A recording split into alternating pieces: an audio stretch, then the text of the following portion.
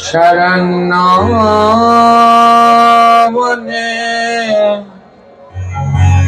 সুখদেব গোস্বামী আমার বসিয়াছেন শাসনে শ্রোতাশনে বসিয়াছেন কত জ্ঞানী গুণী 60,000 বসিয়াছে ঋষিয়ারে মুনি এক এক করে শ্লোক সুখদেব করেছে আলোচনা যাহা হইতে ঘটে দিবে যাতে যন্ত্রণা ভাগবত কথামৃত परम मधु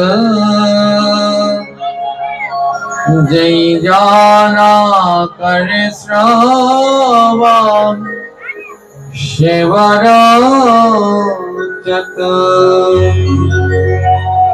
भगवद कथामृत जे कर कीर्तन তাহারা চরণে করি সহস্র প্রণাম ধর্মায় যশার্থ কাময় সজনায় पंचधा विभान्विता मिहामत्र च मोदते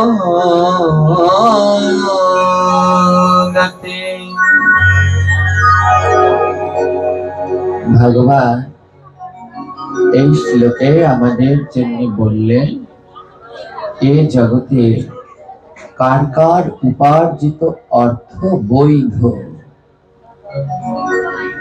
আমরা সারা দিন ধরে কষ্ট করে অর্থ উপার্জন করি। শ্রীমদ্ ভাগবত সিদ্ধান্ত দিলেন এই জগতে কার কার অর্থ বৈধ।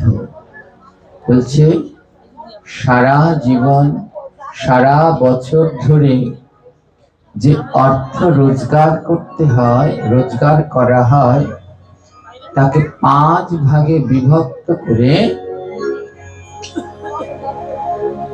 যে দিতে পারে তার অর্থ হলো বৈধ। কি বলল? যে ব্যক্তি নিজের সম্পদকে 5 ভাগে বিভক্ত করে, নিজের অর্জিত সম্পদকে প্রতি বছর আপনি যা উপার্জন করছেন আপনার এই সম্পদকে 5 ভাগে বিভক্ত করে বিতরণ করতে হয়। কোথায় কোথায়? প্রথম হলো ধর্মায়, নিজের উপার্জিত অর্থের 1 ভাগ ধর্ম কাজে ব্যয় করতে হয়। যশার্থায়, আর 1 ভাগ নিজের অর্থ যশ, নিজের সুনাম অর্থ যশের জন্য 1 ভাগ ব্যয় করতে হয়। আর কি বললেন?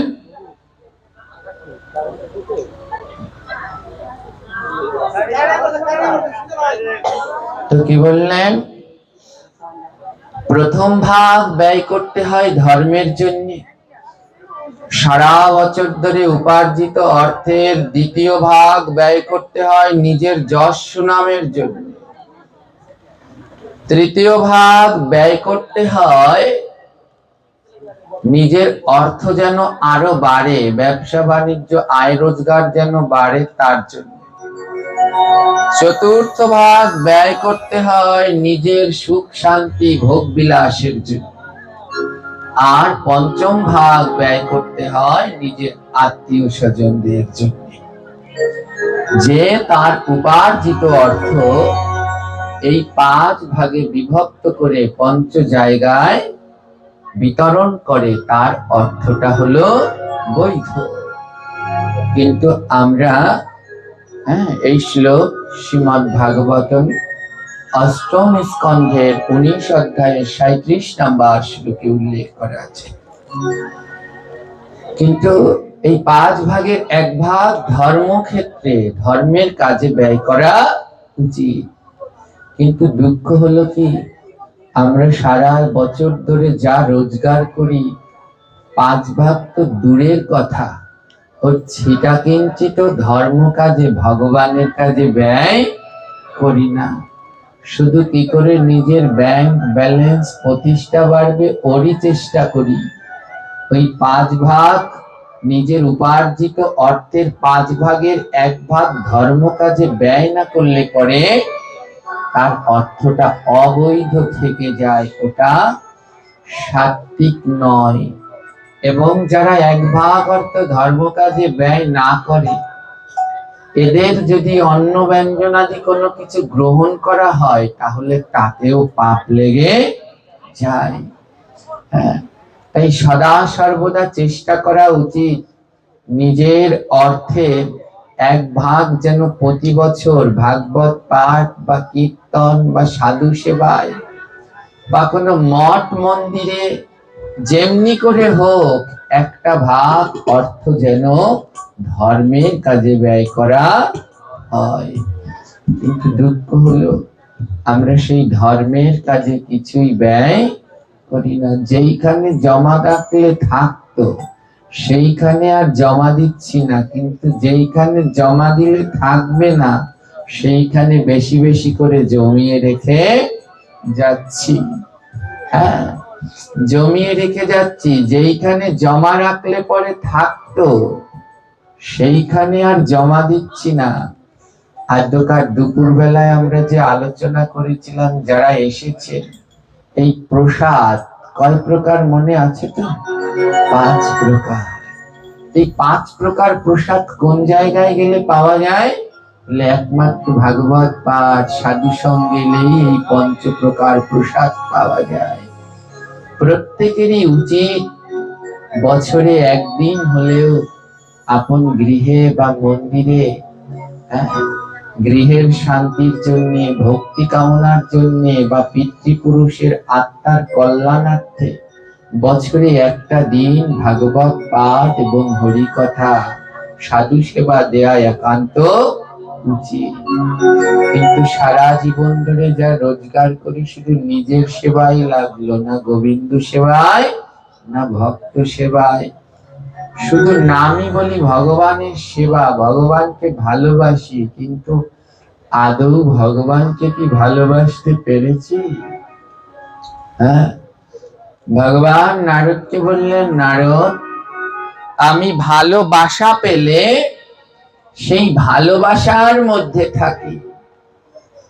ভালোবাসা কি? বাসা মানে বাড়ি ঘর। ভগবান ভালোবাসা বলতে কি বুঝিয়েছেন? অট্টালিকা, দালান কোঠা এইসব না গো। ভালোবাসা অর্থাৎ ভগবানকে যারা ভালোবাসে, আর ভালোবাসতে বাসতে এই দেহটা একটা ভালোবাসা হয়ে যায়। আর এই রকম ভালোবাসা পেলে ভগবান আর কোথাও থাকে না, এই ভালোবাসার মধ্যে থাকে। তাই তো ঠাকুর মহাশয় বৈষ্ণব বন্দনায় লিখলেন, তোমার হৃদয়ে সদা গোবিন্দ বিশ্রাম। বলে, হে বৈষ্ণব ঠাকুর, তুমি ভগবানকে এত ভালোবাসো, তোমার দেহটা একটা ভালোবাসা হয়ে গেছে।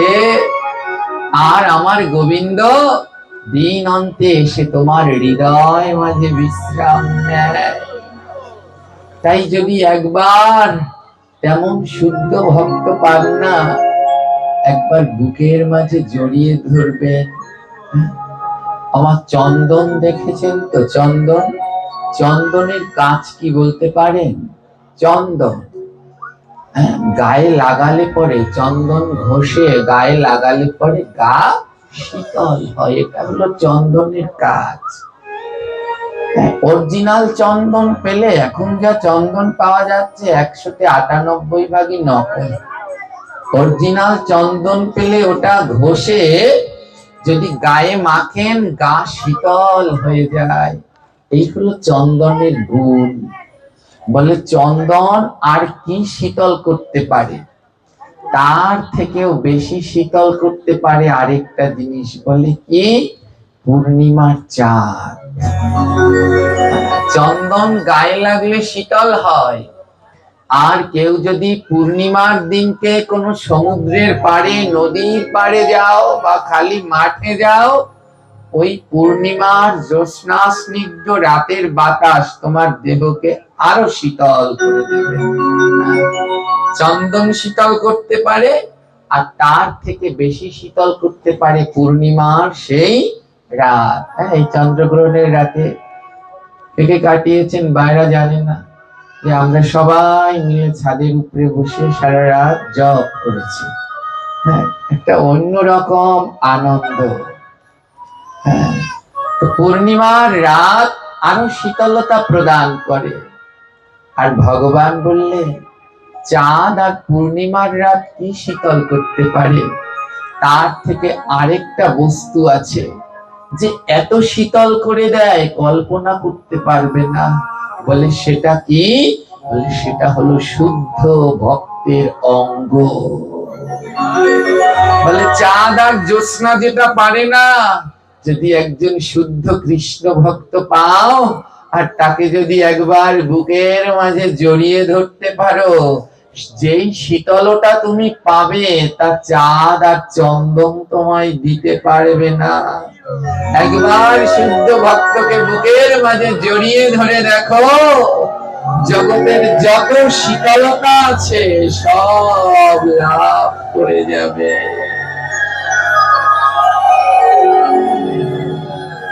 এমন শীতলতা কোথাও পাবে না। কেন জানো? শুদ্ধ ভক্তের স্পর্শে যে শীতলতা। কেন? বলে ওই ভক্তের হৃদয়েই তো আমার গোবিন্দ বিশ্রাম করে। আর গোবিন্দের থেকে শান্তি, মা ভগবানের থেকে শান্তি আর কোথায় পাওয়া যায়? হ্যাঁ, দেখবেন যতটা সময় এইখানে বসবেন, এটা বড় শান্তির জায়গা। এখানে যতক্ষণ বসবেন কোনো চিন্তা নাই, কতজনের কত রোগ ব্যাধি যন্ত্রণা। এখানে যতটা সময় বসবেন এই রোগ ব্যাধি যন্ত্রণার কোনো ভাবনা নেই। এখানে যতটা সময় বসবেন সংসার ঘরের কোনো চিন্তা নেই। কিন্তু এখান থেকে যেই উঠবেন, শুরু হবে যন্ত্রণা, শুরু হবে চিন্তা, একটার পর একটা লেগে আছে। হ্যাঁ, একটার পর একটা লেগে আছে। বলে এমন আনন্দ, এমন আনন্দ আর কোথাও পাবেন না। এই হরি কথার মতো, এই সাধু সঙ্গের মতো এই আনন্দ আর কোথাও পাবেন না। হ্যাঁ, একবার চিত্রকেতু রাজা কৈলাসে গেলেন মহাদেবকে দর্শন করবার জন্য। চিত্রকেতু রাজা কৈলাস পর্বতে গিয়ে দেখলেন শিব তো পরম বৈষ্ণব।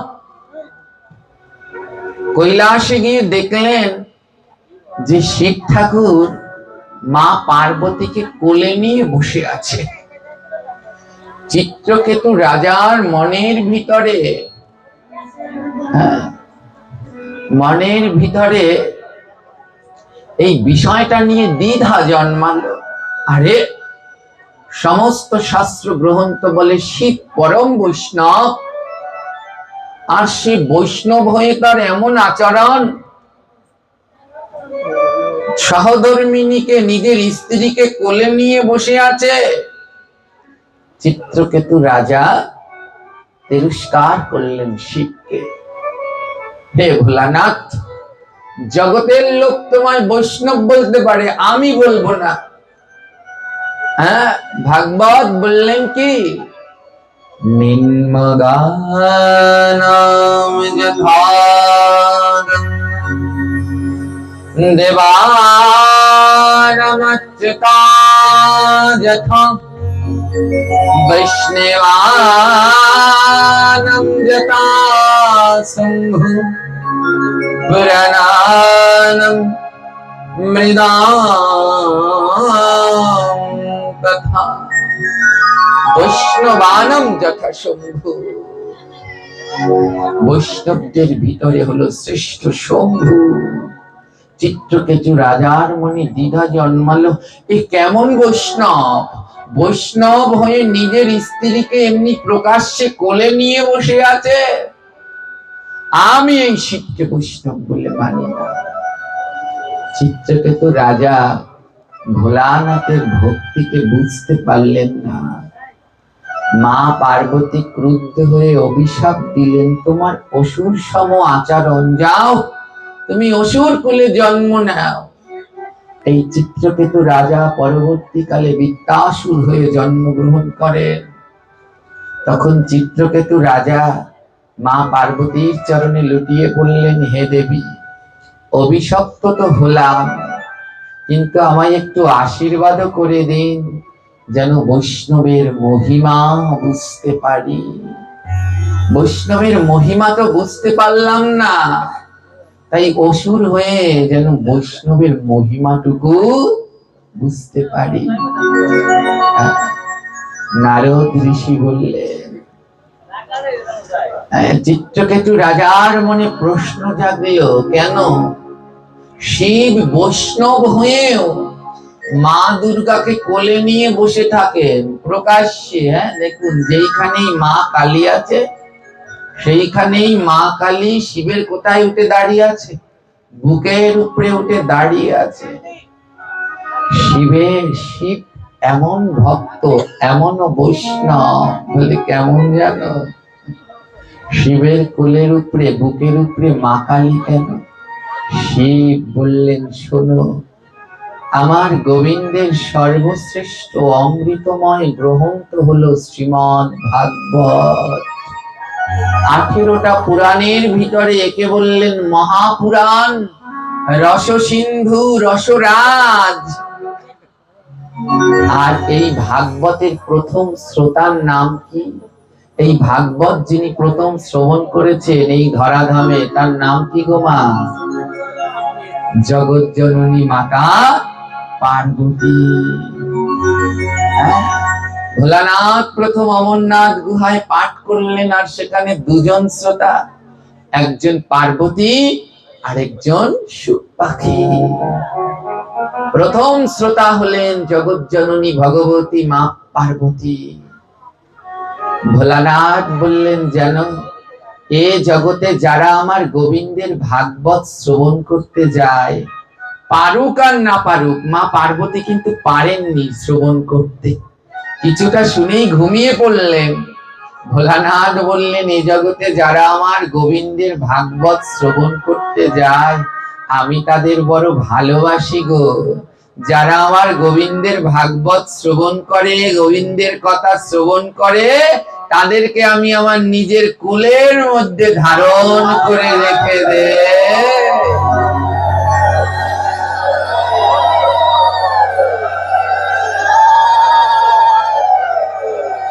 বলছে, যারা আমার গোবিন্দের কথা শ্রবণ করে তাদের স্থান হলো আমার বুকের উপরে। তাই আদ্যা শক্তি দেবী মহামায়াকে অন্য অন্য যা বলেন, আর বৈষ্ণবগণ সিদ্ধান্ত দিয়ে বললেন, শিবের বুকের উপরে মা কালী কেন? বলে, সে যে প্রথম গোবিন্দের কথা শ্রবণ করেছিল। তাই ভোলানাথ বলল, তুমি আমার গোবিন্দের কথা শ্রবণ করেছো তো, তাই তোমাকে আমার বুকের উপরে রেখে দিলাম। বলে, ওই কথা যে শ্রবণ করে তাকে রাখি বুকের উপরে, আর যে আমার গোবিন্দের চরণে থাকেন। ভোলানাথ বললেন, যে আমার গোবিন্দের চরণ সেবা করে, চরণে থাকে, তাকে রাখি আমার মাথার উপরে। আমার গোবিন্দের চরণ বেয়ে অঝোর ধারায় ঝরছেন মাতা গঙ্গা। বলে, যে আমার গোবিন্দের চরণে থাকে, ভোলানাথ বলছে, ভয় নাই, তাকে রাখি আমি আমার মাথার উপরে।